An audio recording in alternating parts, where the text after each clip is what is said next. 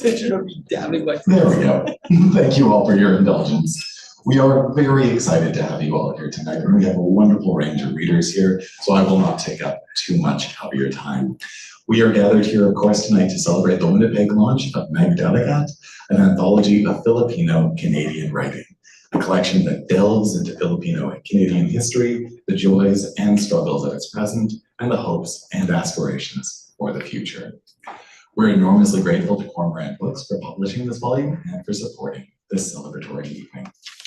Tonight, we'll be hearing from 6 of the contributors from Winnipeg, Brandon, and Saskatchewan. Those include Maribeth Tabanera, Gemma Dalayoan, Jellyn Ayudan, Primrose, Madayag, Knazan, Gemma Agapito, and Rafael Palma. Please excuse my clumsy Anglican pronunciation. Following the readings, if time permits, there will be an opportunity to ask questions. And if we do have time for that Q&A, if you're located here in the space, I'll ask you to put up your hands, and I'll wander over to you with this microphone to ensure your questions can be heard by those watching at home. If you are one of those watching on YouTube right now, please feel free to write any questions you might have into the chat or any words of encouragement for tonight's readers, and we will put those questions to the panelists as time permits. I'll be back at the end of the evening to review signing procedure, but the only thing I'll put in your brain now is that as soon as the readings are finished here, we'll wander over in a row to tables beside the cash desk where the group signing will take place, as we just can't fit all the tables we need here into the atrium space. Now, we do have a note from the editors, the co-editors of tonight's volume, who wanted to express this before we move along with the readings. The editors of Magdaragat would like to wish you all a wonderful launch. While we have been and will continue to be launching the book across the country the next few months, we are particularly excited about this launch. Winnipeg is home to the oldest and, by percentage of the population, largest Filipino population in Canada. We would like to believe that the spirits of those first Filipinos who settled in Winnipeg way back when are presiding over this event tonight. Winnipeg was also the birthplace of Salangan, the first Filipino newspaper in Western Canada, founded by Teodoro Alquitas in 1976, who is one of the co-editors of Magdaragat. Thank you to Primrose for so generously taking the lead on organizing this event, and thank you to the contributors who are present tonight to share their wonderful work. Their writing is just a snippet of the rich array of voices and experiences represented in this anthology, which includes Filipino-Canadian writers from coast to coast to coast. In spirit and solidarity, their kapwa, the co-editors Teodoro, C.E., and Patria. So we will now move along to our readings for this evening, so thank you all for your patience. Hosting this evening is award-winning playwright and author Primrose Madayag, who writes from a distinctly Filipinx, Canadian, Jewish, and woman's perspective. Please join me in giving her a very warm welcome. Thank you, John. First, read this. In the spirit of reconciliation, we acknowledge that we are settlers on Treaty 1 and Turtle Island. As Filipino, Filipina, Filipinx Canadians, we are the descendants of the indigenous peoples of a land that has been colonized by the Spanish, the Americans, and many, many others, each of whom have caused unnatural change to the culture, the land, and its people. In efforts towards reconciliation and prevention of further harm to the caretakers of this land in which we reside, please support Indigenous businesses, charities, organizations that also seek to preserve, heal, nurture, create, educate, and prosper. As an immediate action today, I encourage you to purchase a book from an Indigenous writer, because together we can work towards a culture of support and healing.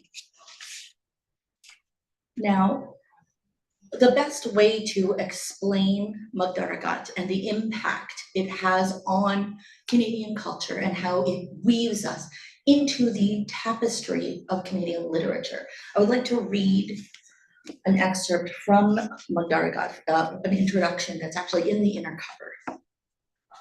Since arriving in Canada, the Filipino community has contributed invaluably and too often invisibly to the fabric of Canadian society. In this anthology of Filipino-Canadian writing, Magdaragat explores the diverse intricacies of these growing yet underrepresented peoples, continuing the vital work of recognizing and celebrating their cultural contributions. The 43 contributors to this anthology hail from across Turtle Island. They provide their singularly yet universally resonating insights through stories of new homes and old homelands, of untangling internalized racism and championing solidarity of the chasms within intergenerational households and the work of repairing them, and more. Poems, essays, short fiction, plays, and speeches, their works collected here showcase a wide breadth of Filipino-Canadian experience through stories of sacrifice, violence, and discrimination, interspersed within success, recovery, and solidarity. Magdaragat delves into Filipino-Canadian history, the joys and struggles of its presence, and the hopes and aspirations for the future. Earlier today, I did an interview with CBC Radio, and sometimes when I do interviews, things just come out of my mouth, and I think to myself, I gotta remember that. And I had mentioned how a lot of stories from people of color, we talk about our struggles and our challenges and the pain we experience. Those stories are here. But when I read some of these stories and just even randomly picked ones, what I was amazed was to read about the stories of triumph, success, and acceptance by the community. We have a huge variety of stories here in this book and here among our readers tonight. And I hope that you will enjoy hearing just a snippet of some of the stories that we have to tell. I would like to call up the very first reader. I'm going to call up Maribeth Tabanera.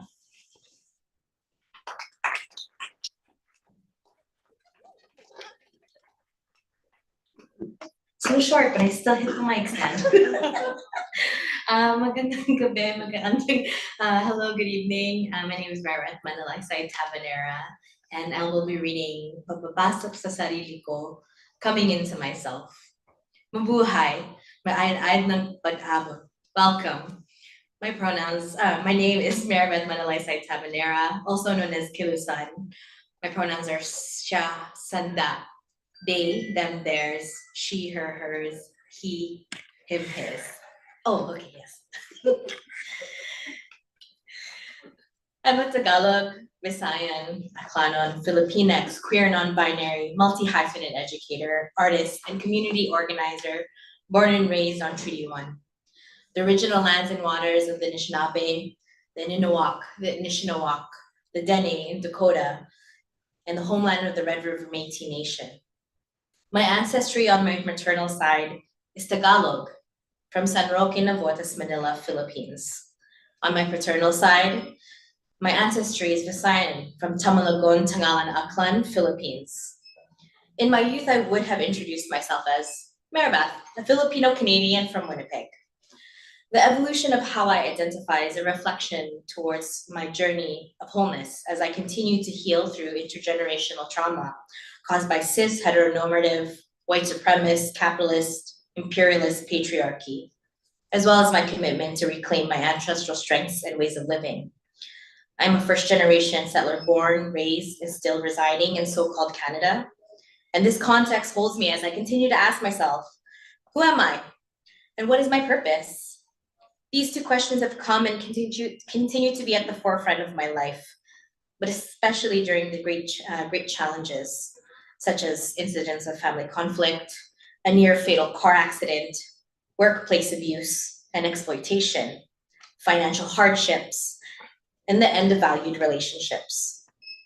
Growing up, the message I received from society was that a successful life included finishing school, getting a job, finding a husband, getting married, buying a house, and having children. My model of success growing up was a linear one. And when things went wrong, I would often blame myself for my problems, my shortcomings, and I felt powerless in changing my outcomes. The model minority myth manifested in my life through self-inflicted pressures to be perfect, hardworking, and my life, overachieving and non-confrontational. I experienced imposter syndrome and I was scared to share my ideas and feelings in school and professional spaces because I thought I wasn't valuable where I was the minority. Whose voice was telling me I was not enough? and not worthy of taking up space and making mistakes? Why did I feel incomplete despite having achieved so much in my life? Internalized depression, a condition in which an oppressed individual or group come to believe they are inferior to those in power who are part of the dominant group, has been identified by various psychological scholars as a salient and possibly the most insidious consequence of oppression. E.J.R. David. I can't pinpoint the exact moment of time I decided to begin dissolving my internalized oppression. All I can tell you is that my healing towards wholeness and wellness has been what I have longed for in my body for as long as I can remember. I know that when I began to learn about the different histories, the history of the land colonially known as the Philippines, my family's history of migration, the history of the indigenous people on Turtle Island and in the Philippines, I realized that it wasn't my fault when I didn't follow up. Colonialism has been used time and again to erase language, culture, family, and histories around the world, causing intergenerational, psychological, and physical harm to communities. I continue to learn, unlearn, relearn, and question the miseducation that was passed down to me through informal and formal schooling in hopes of creating and maintaining a state of well-being that is grounded in my ancestral belief systems. In this personal essay, I will locate myself in relation to the colonial paradigm and discuss my artistic practice as a healing modality and tool to help me build solidarity across communities. My methods of breaking cycles of capitalistic productivity, and lastly, the help I have sought from my community and their impact on my well-being. My hope is that by sharing my story, you will be inspired to begin and sustain a state of wellness and groundedness in your unique identity, as well as understand the transformative, liberating, and healing possibilities of art practice and therapy. So may you feel empowered to live your fullest and most expressive life. Locating myself. I was born in Winnipeg, Manitoba in the late 1980s. I'm the only child of Francisca Manalaysay and Romeo Tabanera. My parents immigrated from the Philippines in the early 1980s and settled in the North End neighborhood. So for as long as I can remember, I longed to learn the history of my family and the country my parents left. The majority of my relatives stayed in the Philippines. My parents did their best to surround me with loving community, but I often felt jealous of other Filipinos who had large extended families in the cities.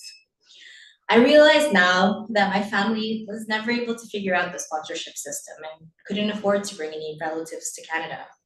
Missing these family bonds in my life made me feel disconnected and isolated. And one of the first experiences of cultural loss and identity confusion was my inability to speak Tagalog or Aklan, my parents' mother tongues. Before I began my Canadian education, I spoke fluent Tagalog. Shortly after I enrolled in elementary school, I began to speak exclusively English. Today, I cannot communicate in Aklan, I can understand Tagalog, and practice in basic conversation. Forgetting my ancestral language was and still a difficult reality in my life. It has made it challenging for me to connect with my family in the Philippines, which has made me feel inadequately Filipinx at times. Today, it's a goal for me to relearn the language of my parents because I know this will help me further make sense of my identity. So I'll just keep it at that. I have about 30 seconds left. So I'm really thankful to be home. I just recently moved last summer to Toronto to pursue my Master's of Ed in Social Justice Education at the University of Toronto, which has been really amazing, challenging. I really love Winnipeg and I love this community. So I'm thankful to be here. I was able to attend the book launch in Toronto, which was a wonderful time. So maraming salamat to my co-readers, co-contributors, and maraming salamat din to all of you who've come here today to listen to our stories. And I hope we all get to continue to do so. Thank you.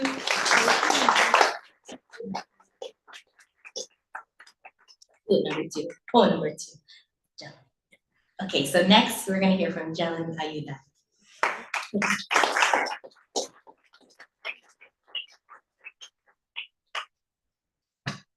I'm just going to take a sip of water. I've been eyeing it here. It's got my name written on it. Good evening, everyone. Gandang gabi. My name is Jellyn Ayudan, and I've come today from Treaty 4 lands, where I live and reside in Regina. Though I've long called Regina home, I'm originally from Madayag, Metro Manila, which was where my family and I immigrated from in 2009. Regina is where I live and work as an editor and now published writer. And so I have to extend my gratitude to my fellow contributors who have welcomed me into this launch that was originally intended for the book's Winnipeg-based contributors. Thank you for letting me crash. Thank you for the warm welcome and the Filipino spirit of pakikisama. The story I'm going to read to you today was born out of a nonfiction creative writing class that I took at the University of Regina, where I completed my studies in English literature. I was 20 at the time, and it was the first creative writing class that I took, and I found myself stuck and unable to come up with stories. But I allowed myself to settle in and get familiar with the blank page. And coincidentally, at that time, I was wrestling with the fact that I had spent half of my life in the Philippines and half of my life in Canada. And suddenly it dawned on me that the story that I needed to tell at the time was one about home and the complexity of what that meant for someone who had one foot on both homes. That it was all I could write about. Looking back after a few years, as I've been doing now with seeing this piece published and in print, I realized something meaningful that I hadn't known at the time. That I wrote these stories as a way to write myself a home, my two homes. I wanted to see myself reflected on the paper, justified and made real, standing on both feet. I wanted to declare and say loudly that I do not want to choose between one or the other, that I was choosing to celebrate the liminality and duality of my experience as a Filipino-Canadian. So this excerpt I'm reading is entitled Roots. After I made countless snowmen and grew bored of the new toys, the novelty of this home soon wore off. I looked around and I missed my concrete jungle, where the leaves of the mango trees sheltered you from the radiant heat of asphalt, coupled with the bare rays of the sun.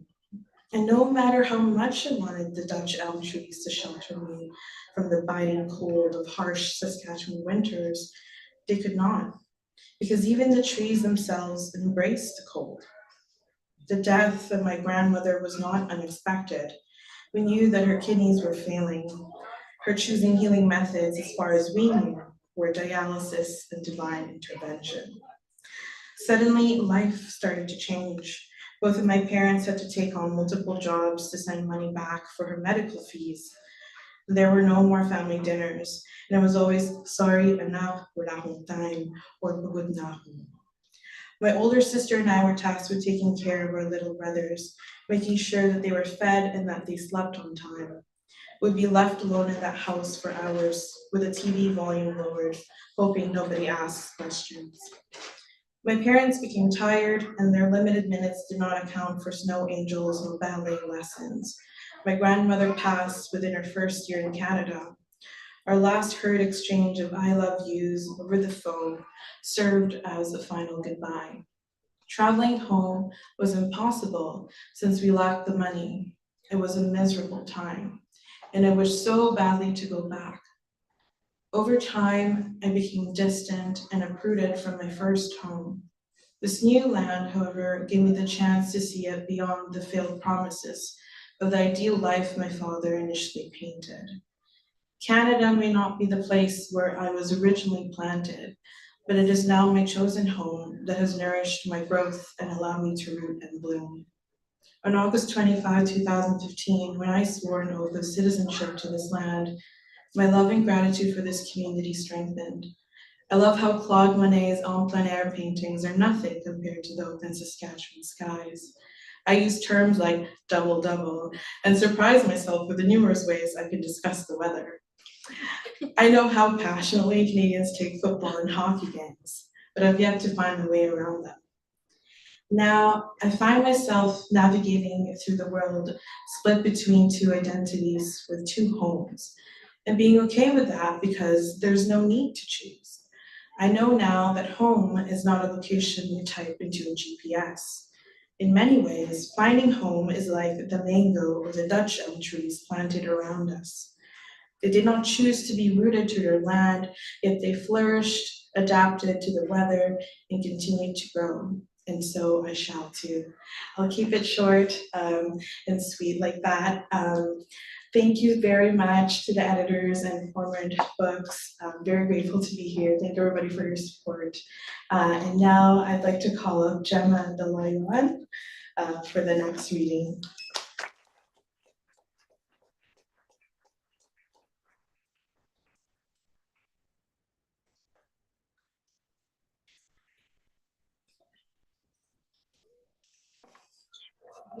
What is my water? Thank you.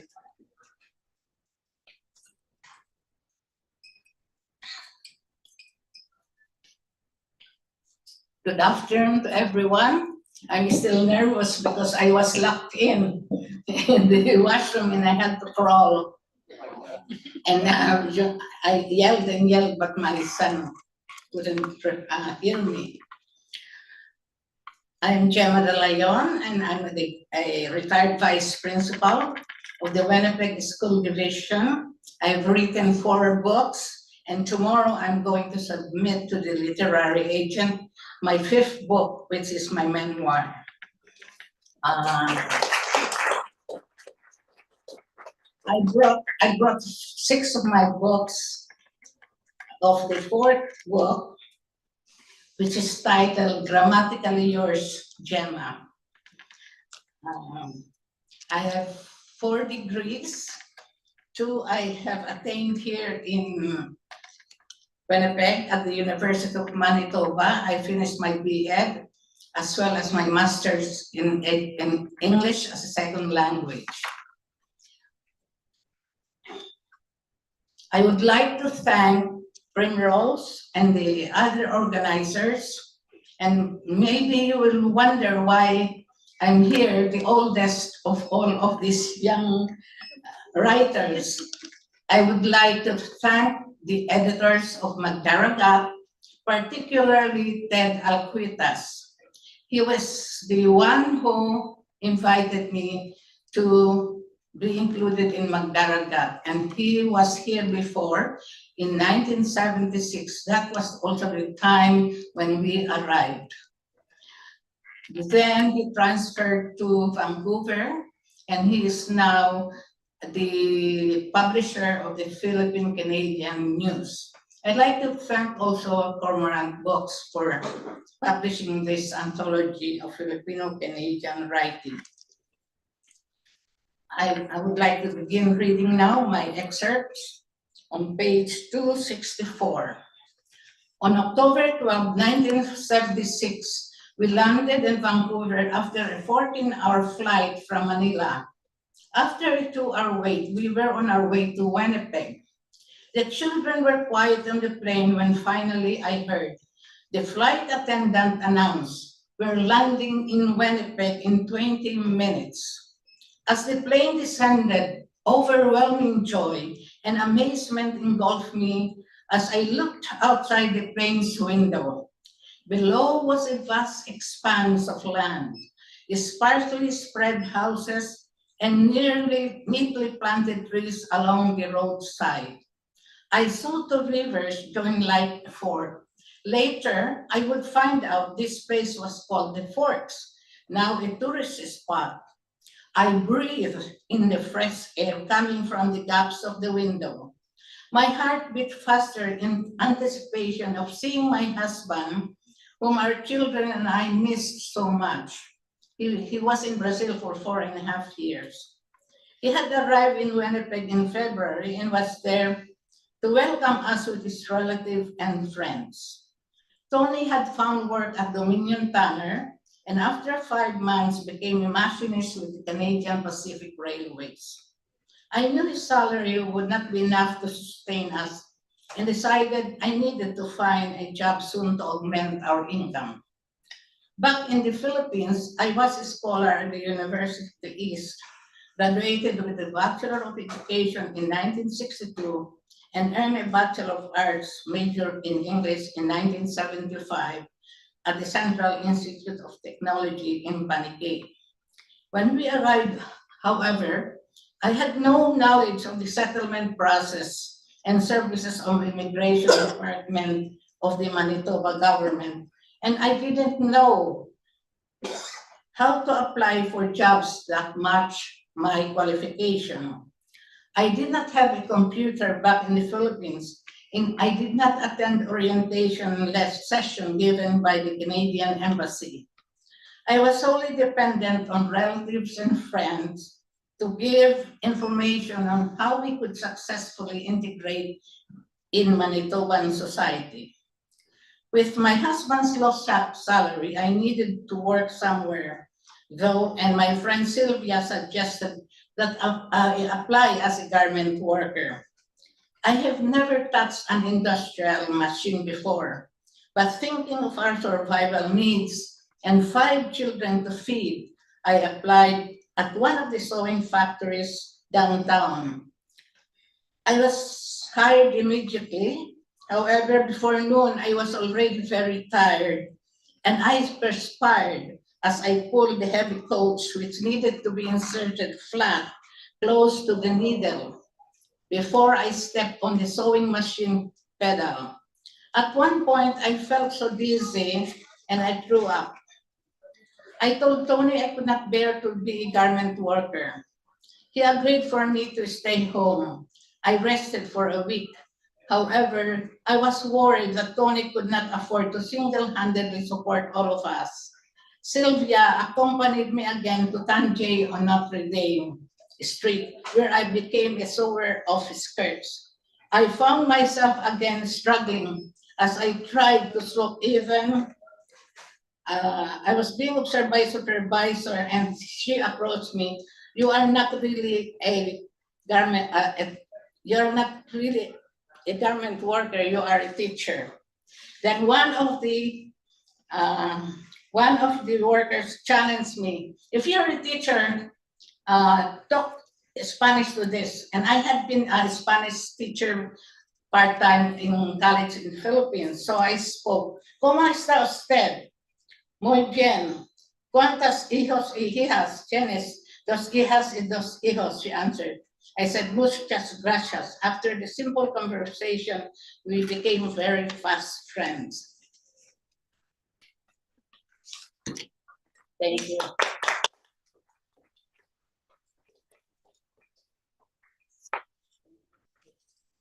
Oh, I would like to introduce Primrose Madayag Knazan.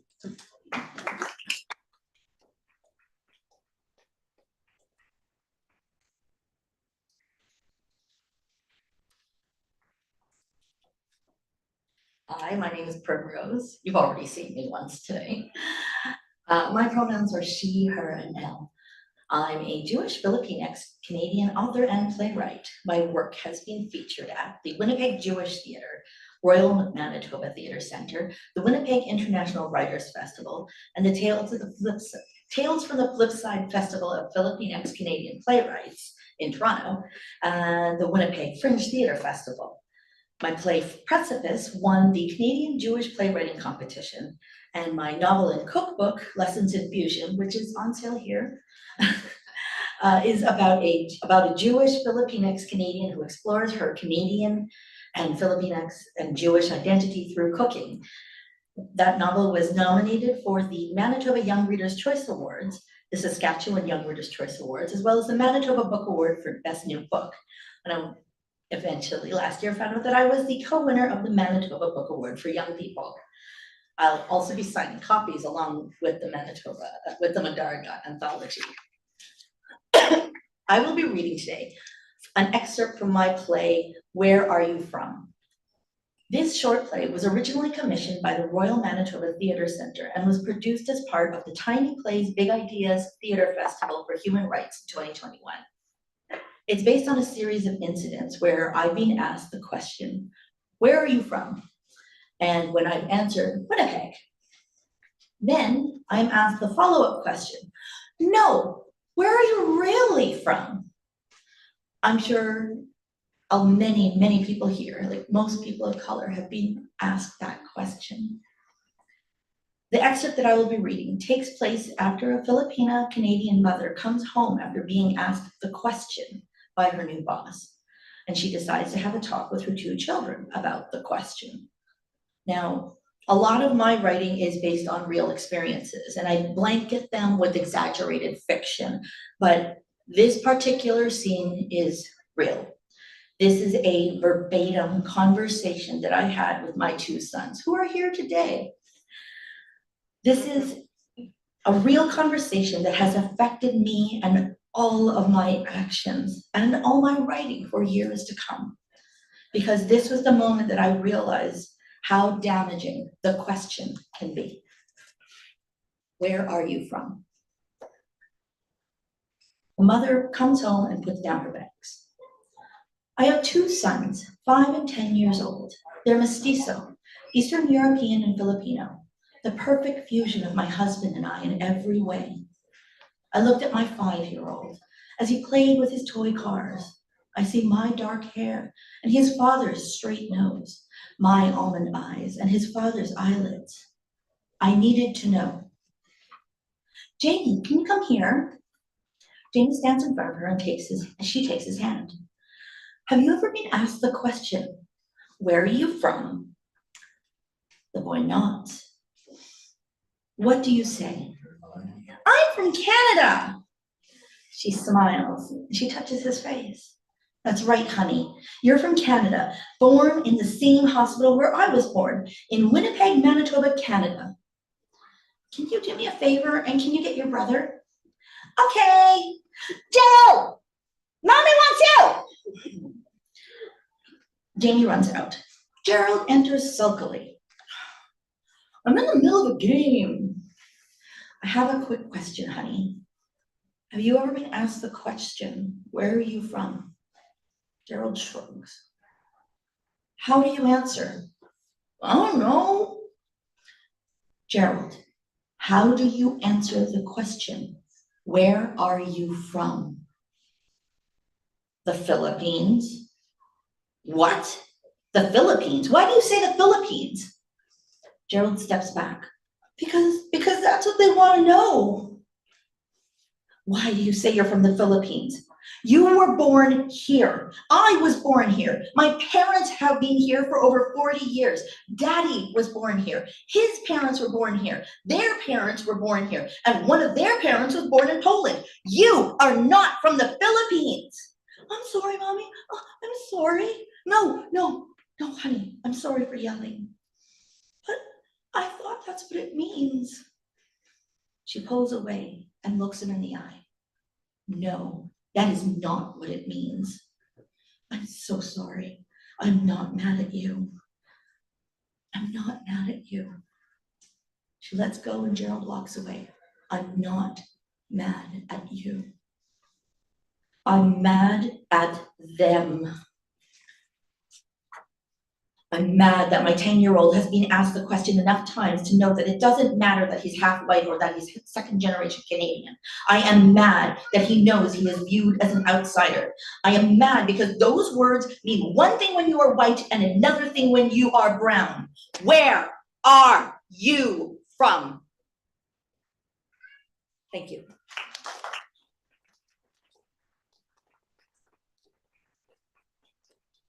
And now I would like to call up Gemma Agapito.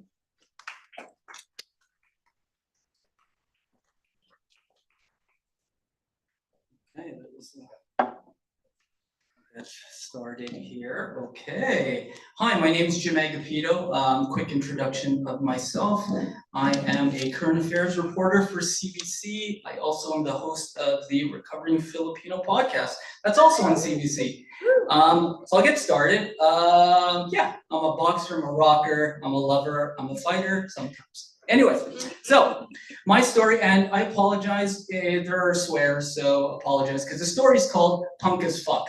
Okay, so just an introduction. I was asked to speak at the Fab 5 conference for the Manitoba Teacher Society.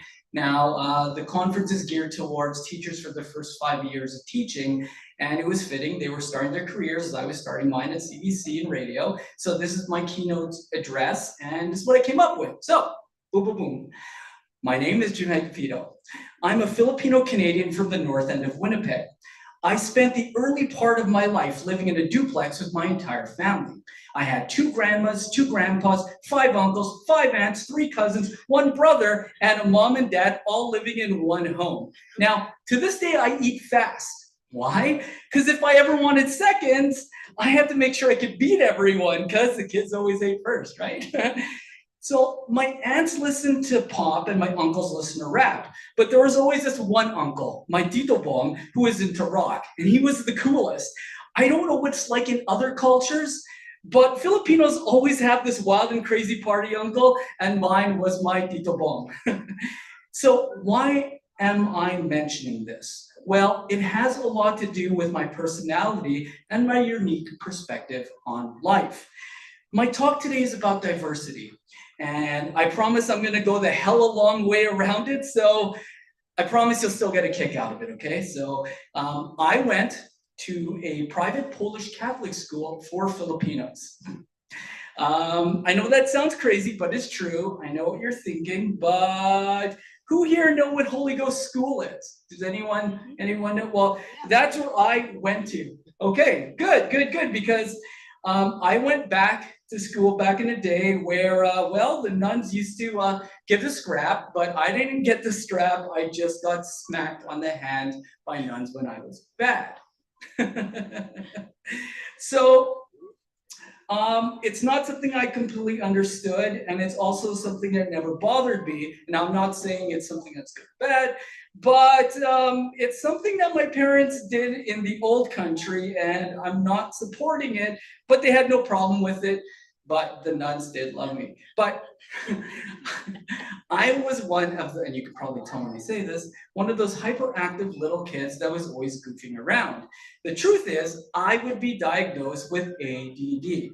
Now, how many people here teach young hyper children? My advice to you, give them a lot of love. Now, my poor mother, Yolanda, was once asked by the doctor to give me and my older brother, Mark, meds to chill out. And the truth is, after one day of being on the meds, my mom said we weren't the bundles of joy or intensity she was used to, so she just let us act like bundles of energy trapped in a jar with the lid slightly off. So amazing. Now, growing up in school, all the kids played basketball. Now, I don't know what it's like in other cultures, but playing basketball is one of those rites of passage things Filipino kids did. It's one of those things that your family watched you play, and you watched during playoff time, and that your titos and titas, meaning aunts and uncles, told you if you stunk at it or if you were no good. Now, my mom was super protective of my brother and me growing up. And when we moved out of the North End into the Maples, basketball was the one thing I was allowed to do. You see, my mom, like so many Filipino moms during that time, were protective of their children. If Yolanda couldn't see me playing ball in front of the house with my older brother, I wasn't going out. Okay, my mom always worried that something was gonna happen to her little Jimmy boy. That's me. Now, for a long time, my best friend in the neighborhood was white. And this was a super big deal for me. For the first 7 years of my life, I was surrounded by Filipinos. No diversity there. And being friends with Derek gave me glimpses into what it was like not to be Filipino. One of my best memories was surprising Derek with the Filipino breakfast that we eat. It was composed of eggs, beef or longanisa, and rice. Now, the Filipino breakfasts are huge. I don't need to tell all of you this, but you always feel a little bit of a carb shock. So seeing Derek have nothing but cereal in the morning for me was super weird. He was always stoked to come over and have breakfast with us. I was excited to have the cereal whenever I could. And it wasn't until years later that I learned why there is such a thing. So traditionally, Filipinos don't put cold things in their stomachs first thing in the morning. My mom just convinced me that I hated cereal. The truth be told, it's because she never let me have it. And at age 10, there were inklings that I might be different from other people. For example, Filipinos love sugar. Sugar is in everything. Heck, it's even in our spaghetti, which I detest and nearly gets me thrown out of the culture, that on the sweet side. Why? Because of colonialism. Now, here's a quick lesson. The Spanish colonized us, then the Americans. The Americans decided to take our sugar, refine it, and after decades of buying it from us, they didn't want it anymore. Instead, they flooded the market with it, and when we got desperate, they got big business to come in and buy it from us cheaply. Oh yeah, and because we had so much of it around, we would use it for everything. Thank you, that's my point.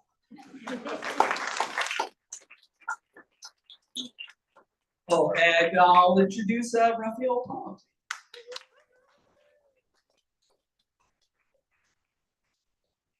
Everyone, magandang gabi to everyone. I am honored to close off our panel and close off our reading. I'm Rafael Palma, he, him. I am a fourth-year English major from Brandon University. I reside in Brandon as well. I want to say that I'm an amateur poet, but this is my first big break as a poet, so I'm really, really honored to be a part of this collection of writing. I want to say thank you to Patty Rivera and the editors for their kind words for my submission. I want to thank my English teacher who is here today, Miss Allison Ranowski, who encouraged me in my senior year because I was extremely lazy. I did not do the work in her class, and she let me go by with an 80. I thank her, she's a saint. I want to thank my parents for supporting me for my writing career, and even though they wanted like to push me towards being a nurse, I applaud them for letting me be a teacher and letting me have my dream. I'm honored to close our panel with two poems. I'm going to start with Lunchbox. This poem is about an unrequited love, very summer fling. I was trying to reach this person through food because our love language as Filipinos are food. It's how you connect to a person. It's how we commune as a family. And I wanted to reach this person through food. So this poem is about that. Lunchbox. It is steaming when placed inside. Stir-fried beans with a palette of onions and garlic, sauced with soy, packaged in a treasureware for you to eat and take home or forget later. Before putting it in a glass bowl with a suction plastic lid, my hands guide each stir of the ladle in the pan, rearranging them carefully. Each vegetable and pinch of seasoning carefully cast in its rightful place. As they bubble and steam up, announcing their conclusion, it is received by the senses like directors in the front row. The nose guiding the tongue, who inspects with a small teaspoon, checking for minor adjustments. Now that the dish is set, clutched in the Brandon suction container, put inside a toast bag, sealed and secured, I hurry to drive it to you, knowing full well you have eaten nothing but a bagel for breakfast. For one afternoon, a pumpkin soup, and a late night turn fried tofu with hoisin sauce. For this last one, using a rectangular Tupperware with a sky blue elastic band fastened in the lid with two matching clasps on each long side, I cooked bean sprouts, cabbage, carrots, julienne, roughly, all bundled in a dumpling wrapper, then fried, all neatly placed like freshly processed logs, golden brown, crisp, and perfect. I hurried off with a borrowed car with a warm, closed container on the passenger seat, hoping that I'd get there in time, so that on the first bite, the wrapper, fried to perfection, would echo with a loud crunch. Every dish was an offering. Instead of a letter bringing a confession, I hoped that each meal, each ingredient cooked carefully conveyed something that resembled warmth. As you opened the lid, the message rose, steam and smell and congregation melted and reduced through time. Hoping each bite is just as filling as every time, I filled the lunchbox and brought it to you.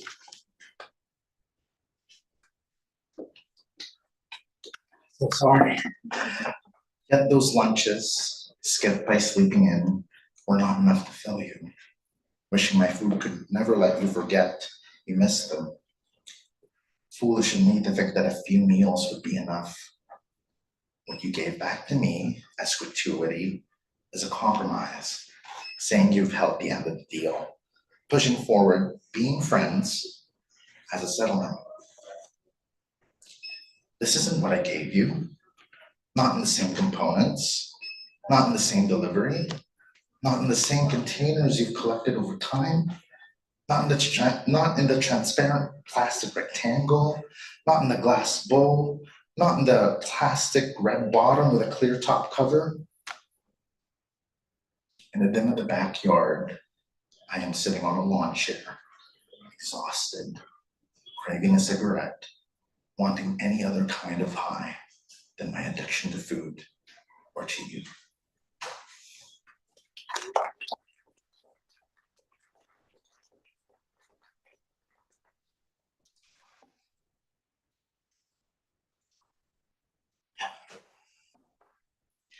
And I will close us off with this poem. In early 2019, my family and I were able to visit the Philippines again and go back home.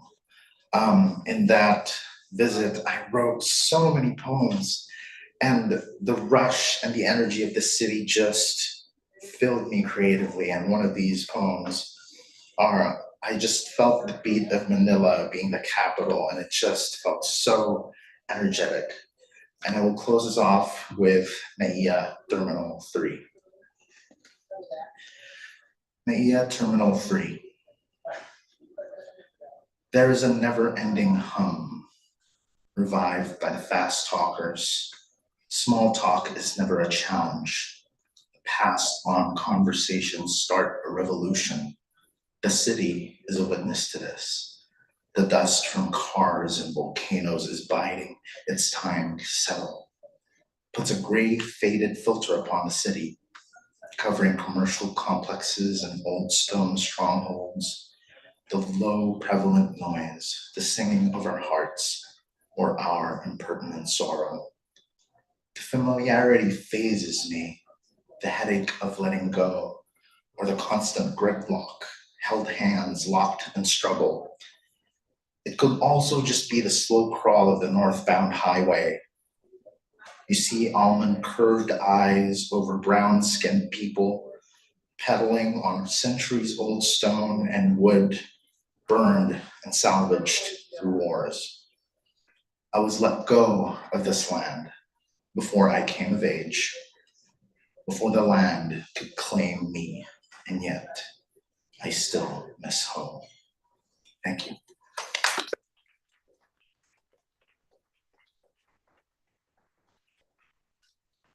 So we are almost out of time, so we won't have time for questions. However, we will have our book signing near the cash register, and you can come up and ask us questions then. So to close off, I wanted to say thank you all for coming. Thank you to Cormorant Books. Thank you to McNally Robinson, and especially thank you to all the contributors that read today. If we can have a round of applause one more time. Thank you.